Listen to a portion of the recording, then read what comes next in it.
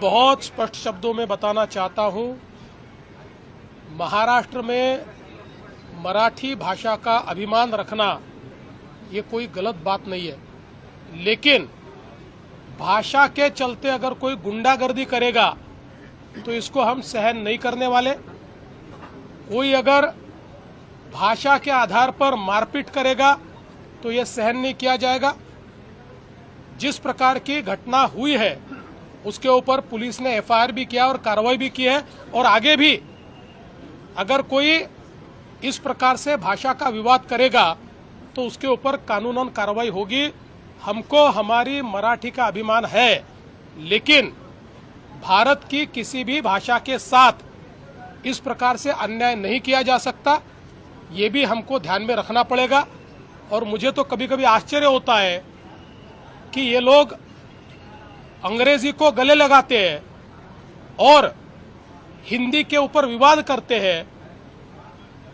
ये कौन सा विचार है और ये किस प्रकार की कार्रवाई है?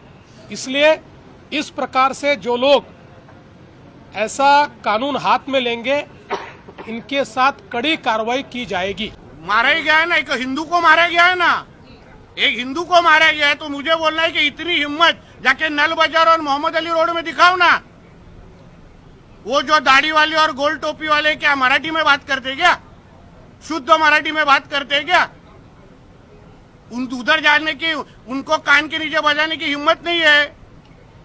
जावेद अख्तर क्या मराठी में बात करता है क्या? आमिर खान क्या मराठी में गाता है क्या? उधर उसके मुंह से मराठी निकालने की हिम्मत नहीं है। ये गरीब हिंदू को क्यों मारने की हिम्मत कर रहे हो? ये सरकार हिंदू ने बिठाई है, हिंदुत्व विचार की सरकार है, इसलिए इस तरह की कोई भी अगर कोई हिम्मत करेगा तो हमारी सरकार भी तीसरी आंख खोलेगी। इतना मैं कहना चाहता हूँ।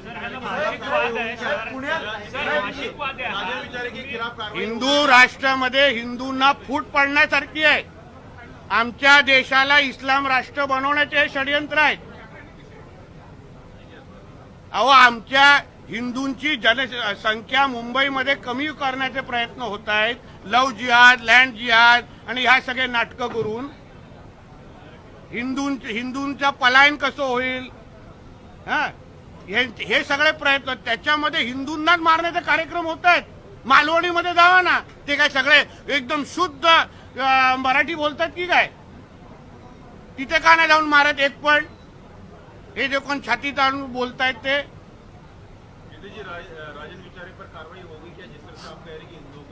सब जो हिंदू के ऊपर हाथ उठाएगा उसके ऊपर कार्रवाई होगी।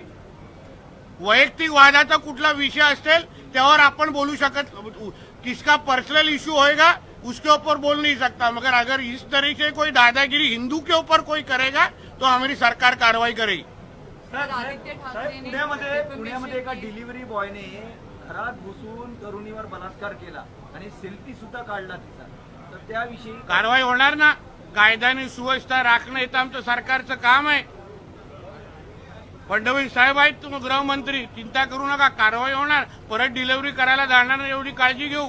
असं आहे की आता पण सकाळी त्या दिवशी मीरा रोडला एका हिंदूला मारलं, नंतर आता पण मी कुठला तरी ते माजी खासदार राजन विचारेंचाही व्हिडिओ पाहिले, तिथे पण एका हिंदूला मारलेला आहे। एवढा ढोंगणात ताकद आहे ना, जाऊन मोहम्मद अली रोड आणि नल बाजार, भेंडी बाजार मध्ये एका कोणाला तरी दाढी आणि गोल टोपीवाल्याला कानफडीत फडवा ना। ढोंगणात ताकद आहे ना तुमच्या? ते काय मराठी, शुद्ध मराठी बोलतात की काय? त्यांच्या थोबाड्यातून कधी आम्ही मराठी ऐकलं नाही, अल्लाहू अकबर सोडून। मग तिथे का नाही त्यांचे थोबाड फोडायची हिम्मत करत? तिथे का नाही एका फेरीवाल्याला पकडत? आमच्या कुठल्याही हिंदूला अशा पद्धतीने कोण मारत असेल तर आमचं सरकार नक्की कारवाई करणार। हे हिंदूंनी बसवलेलं सरकार आहे, हिंदुत्वादी विचाराचं सरकार आहे, म्हणून असे कोण काय करत असतील त्यांना मी गाडी देतो, जा ना आता नळ बाजारला जाऊन उभा राहा। तो काय तिकडले असलेले फेरीवाले जे मटण विकतायत ते काय मराठीमध्ये बोलतात? तिथे आपली हिम्मत दाखवायची नाही, सगळी छाती ताण करून की आमच्या घरी हिंदूंना दाखवायची। तिथे सांग मराठी में बोलो, मग कुठून आजान काढतील दिसेल। मग हिम्मत दाखवायची, आम्ही तिथे बोलण्याची हिम्मत ठेवतो। आणि बाळासाहेब ठाकरेंच्या विचारात चालणारे शिवसैनिक आहे ना, हे नालबाजारमध्ये जाऊन कान फोडवतील आणि त्या लोकांना तोंडाने मराठी काढतील, गरीब हिंदूंना मारणार नाही. म्हणून अशा पद्धतीचे प्रकार वारंवार अगर आमच्या हिंदूंवर होत असतील ना, तर आमचं पण सरकार तिसरं डोळं उघडेल हे तरी लक्षात ठेवावं.